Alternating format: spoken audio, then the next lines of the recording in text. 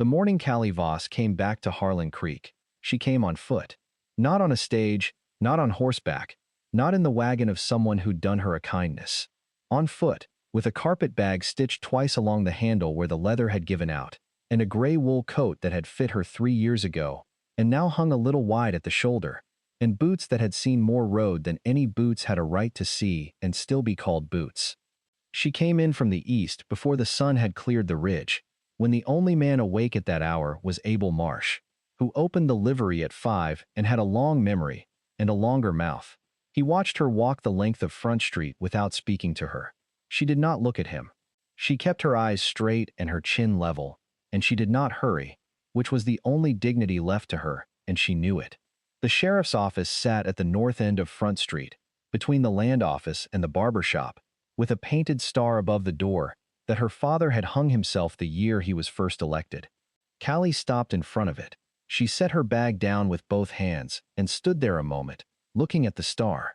Then she picked the bag back up and walked past. If you're enjoying this story so far, don't forget to hit the like button and subscribe. Drop a comment telling me where in the world you're watching from. I love hearing from you.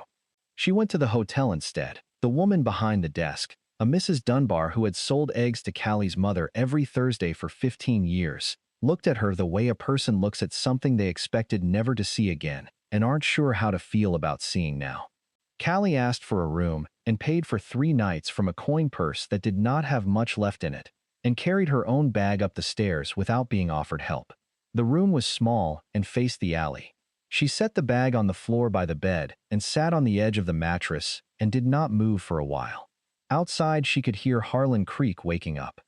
Cartwheels. A dog somewhere. The stage would come through at noon. She had 3 days to find work before her money gave out, which was not different from the last 3 years except that this particular town already knew her name and had already decided what it meant. Her name was Callie Voss. She was 24 years old. 3 years ago, she had done the thing Harlan Creek had never forgiven her for, which was to leave the night before her wedding to Marcus Hale, the banker's eldest son, in a manner so complete and so unexplained that by the time Marcus found the note on his mother's kitchen table, Callie was 40 miles east on the back of a borrowed horse she had returned with a letter of apology attached to the bridle. The town had theories. It had always had theories.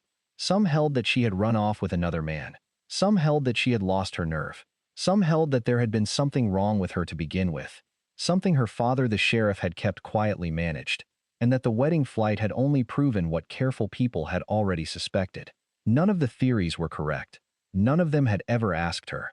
Sheriff Voss had 2 years left in office. He was a careful, upright man who loved his daughter without entirely understanding her, and the night she left he had sat at his kitchen table until morning waiting to hear that she was dead in a ditch somewhere. And when word came instead that she had reached the next town alive and unhurt, and was refusing to come back, his relief had curdled into something he did not have a name for. They had not spoken in 3 years. She had written twice. He had not written back. She was here now, because she had nowhere else to go that she could afford, and because the 2 letters she had sent without response were the closest thing she had to an open door, and she was 24 years old and had been out of doors long enough. She did not go to her father's house the first day. She spent it instead walking carefully through the parts of town where she had the least history, and asking after work in the way a woman asks, when she knows the answer is probably no, but cannot afford to accept that yet. The feed store needed no one. The milliner remembered her and went polite and distant in the way that meant the same thing as no. The hotel laundry said they had a girl already. She went back to her room and counted her coins and ate the bread she had bought at the baker's, which was the one place in town where the man behind the counter was new enough not to know her face.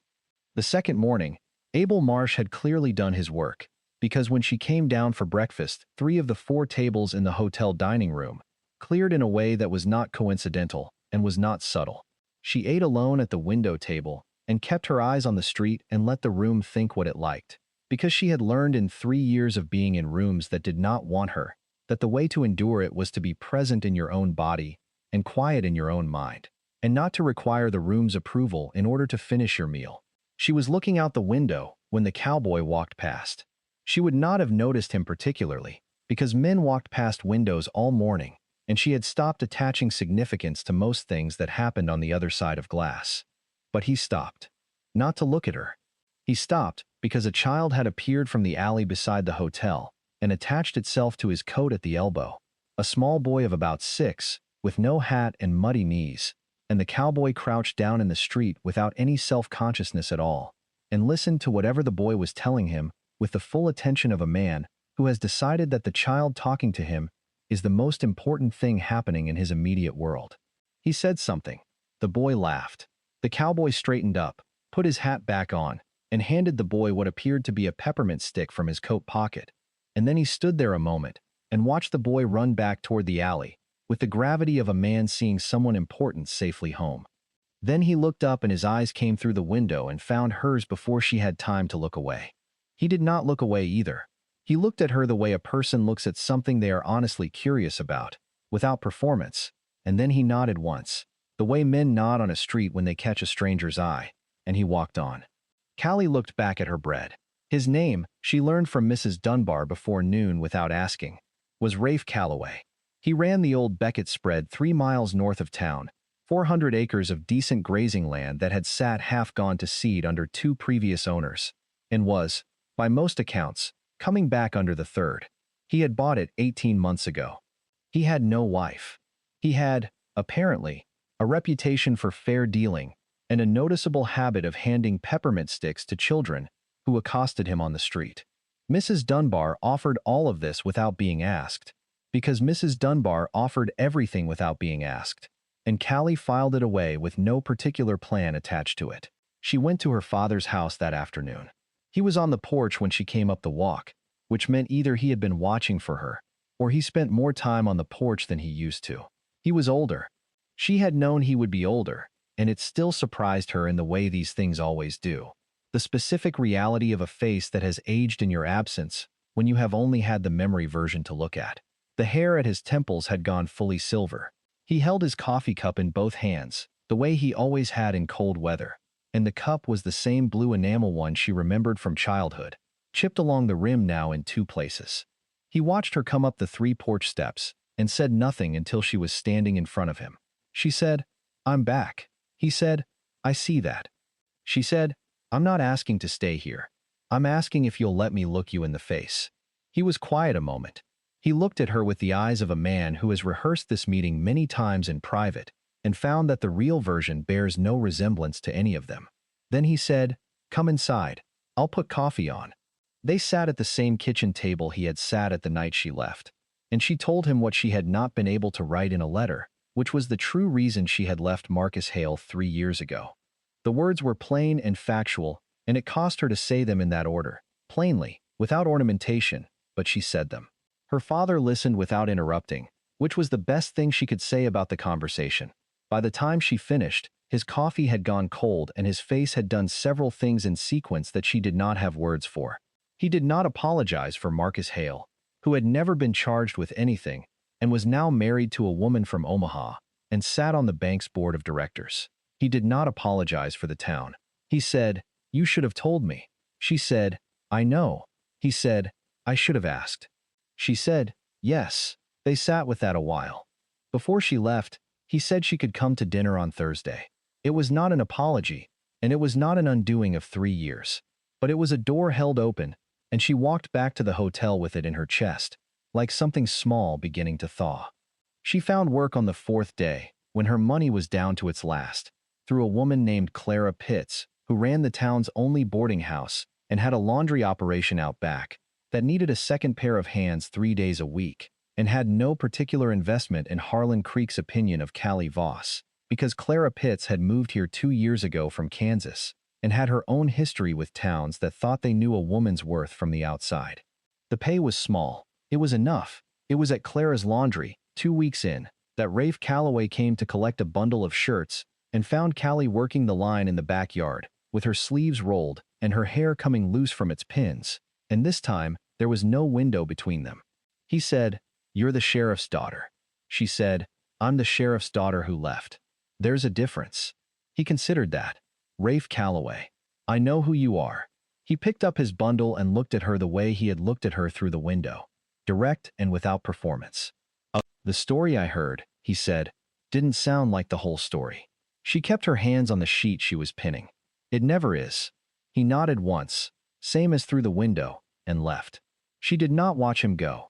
If you're hooked on this story, make sure to subscribe and turn on notifications so you never miss an upload.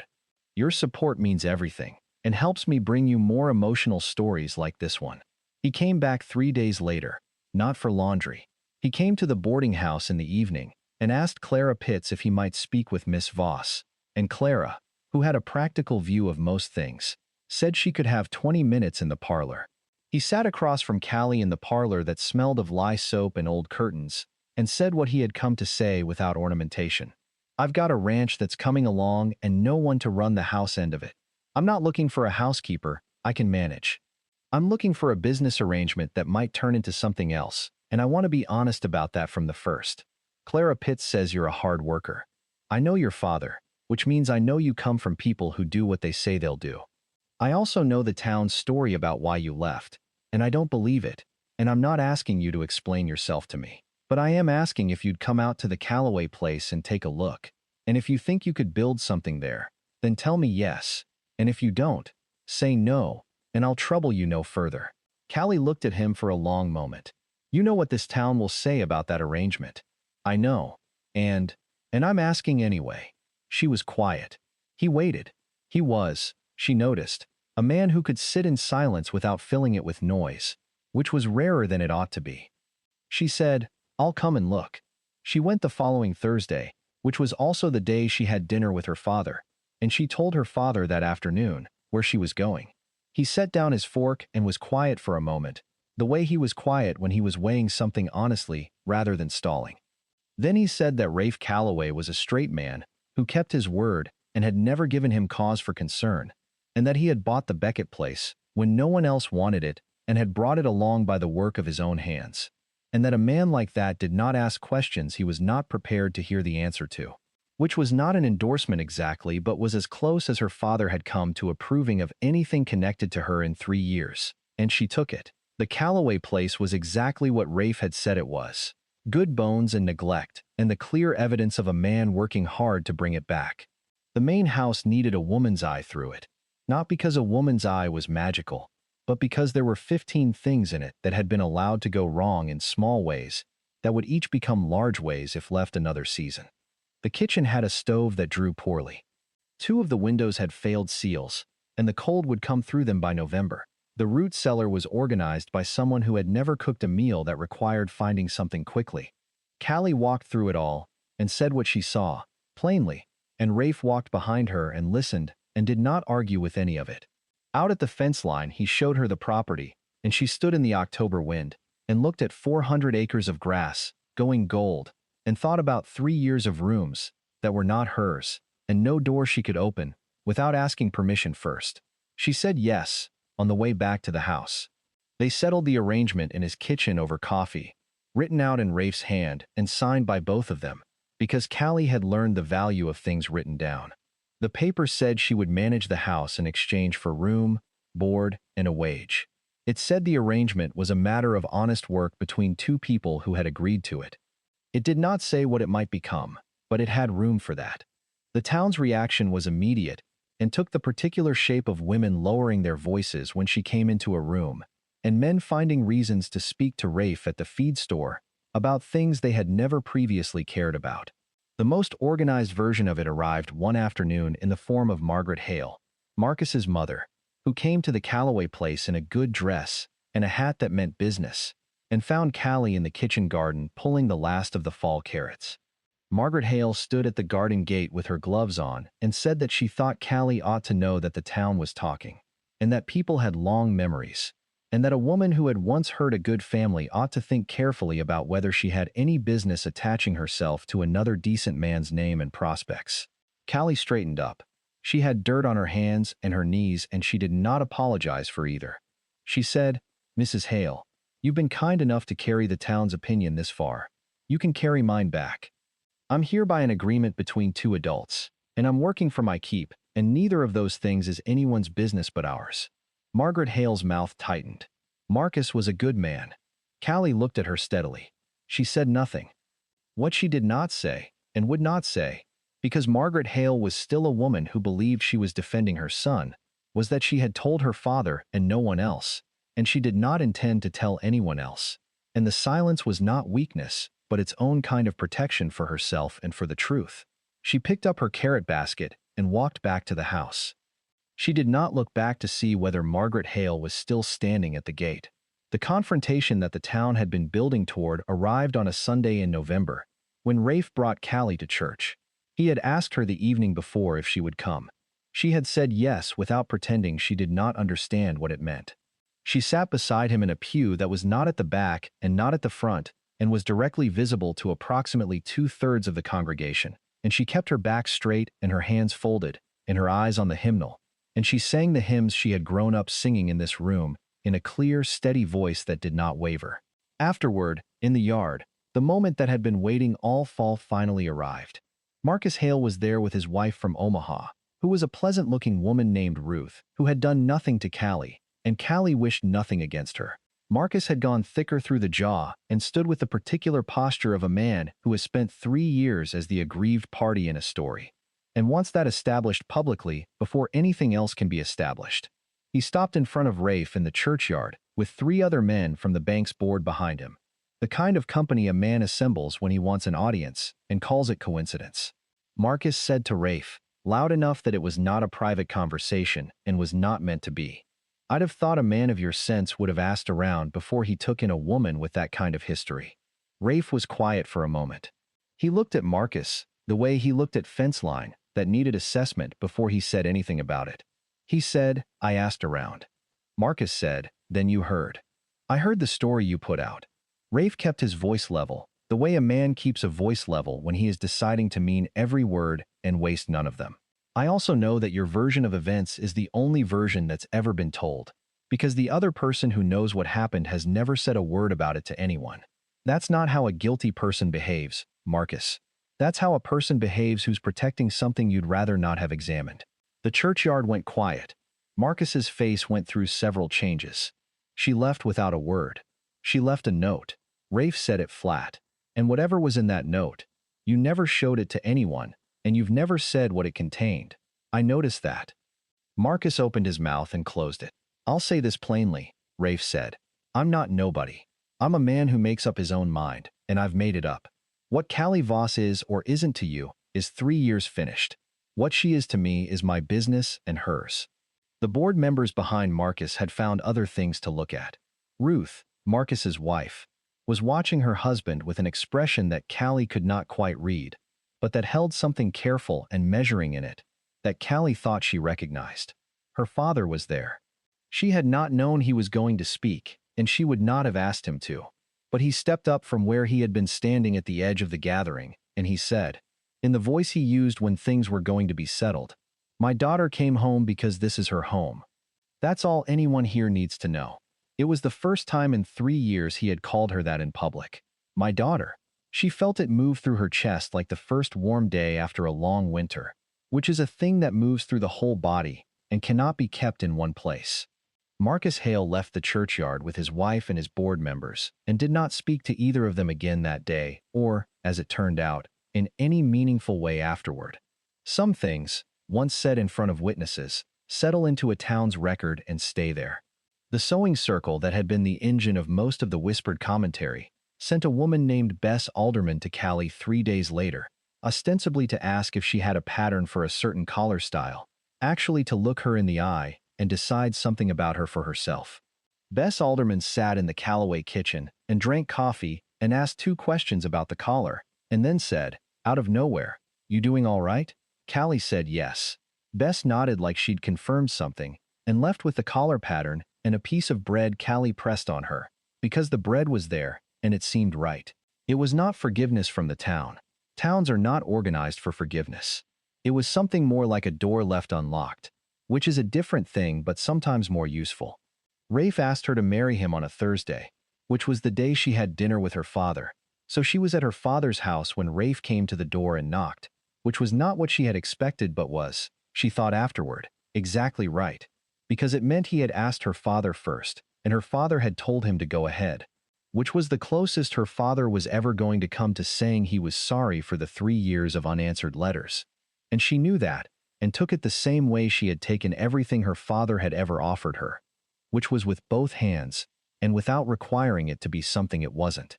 She was standing in her father's kitchen when she said yes. Her father was at the table with his coffee, and the particular stillness of a man who is trying not to show that something has moved him, and not quite succeeding. They married in December. Not in the church, because the church was a project for later, but in her father's parlor, with Clara Pitts and Abel Marsh, who turned out to have a decent heart under the long memory, and Bess Alderman from the sewing circle, and 3 of Rafe's ranch hands who came washed and serious in their Sunday coats, and stood against the wall like men who had been told to stand still, and were doing their considerable best.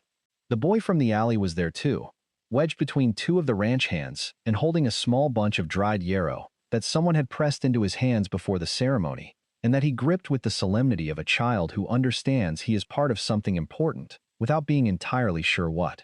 Outside, the December wind pressed against the windows. Inside, the lamp on the mantel threw a warm circle across the room, and the minister said the words, and Rafe said his, and Callie said hers, in a voice that did not waver. Her father walked her across the parlor floor. It was 11 steps. He took her hand at the first step and did not let go until the last one, and what he said, quietly, before he put her hand in Rafe's was, "I should have listened. That was all. It was enough."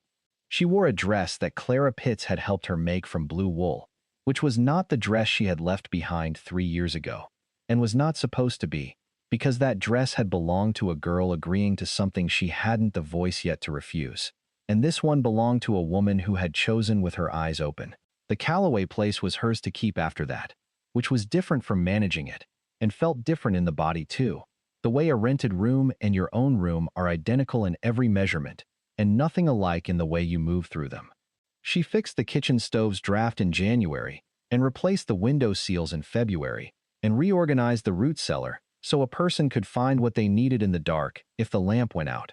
She planted onion sets in March and repaired the kitchen garden fence with wire in her own hands on a cold April morning, while Rafe watched from the barn door with his coffee and said nothing, which was his way of saying he saw her. These were not grand things, but they were real ones, and she understood by then that real things added up in ways grand ones often didn't. The town did not transform. Some of Wesley Hale's circle, which was to say Marcus's father's circle, stayed stiff when she passed them on Front Street. The sewing circle never formally invited her in, though Bess Alderman stopped by the ranch with a small package of thread one afternoon, and stayed for 2 hours, and drank 3 cups of coffee, and left having decided something Callie could feel, but that neither of them put into words. Her father came to dinner on Thursdays and stayed longer each time, and Rafe always set a third plate without being asked, which was the kind of thing she noticed and did not comment on because some kindnesses are better received in silence. Once, only once, her father said that he had written to the territorial judge about Marcus Hale, and that the judge had written back, and that was all he said about it, and she did not ask him to say more. Some things, once spent in their silence, stay spent. She had learned that. She had also learned that silence spent protecting yourself is not the same as silence spent hiding, and the difference was something she had been working out for 3 years, and finally understood, in the kitchen of a house that was hers, with a man who had looked at her through a window and decided without asking the town's permission that she was worth curiosity. On a Sunday in spring, she sat in the Calloway pew with Rafe beside her, and the boy from the alley, who turned out to be the son of one of Rafe's hands, and who had attached himself to the Calloway household with the calm certainty of a child who has identified where the peppermint sticks are kept, sat between them and sang the hymns in the loud, confident voice of a child who does not know yet that you can sing wrong. The back of Marcus Hale's head was 4 rows forward. His wife Ruth sat beside him. Ruth turned once, not to look at Marcus's history, but with the particular look of a woman marking something. A woman who knows more about her husband's past than she has ever been given reason to explain. And she looked at Callie for a moment and then looked forward again. Nothing was said. Something was understood. Callie looked back at her hymnal. Rafe's hand found hers on the pew between them, plain and steady, and held it the way a man holds a thing he has decided to keep. She had come back to Harlan Creek with a carpet bag, and worn boots, and no particular expectation of welcome. She had not been given a fairy tale. She had been given something better, which was a door held open by someone who had decided, without waiting for the town's approval, that she was worth the deciding. That was enough. That was, she thought, on a spring morning in a church pew with a boy singing too loudly on her left, and Rafe's hand in hers on her right, more than enough. It was, in fact, everything. Thank you so much for watching until the end. If you loved this story, check out the other videos on your screen now. I think you'll really enjoy them. And don't forget to subscribe if you haven't already. See you in the next story.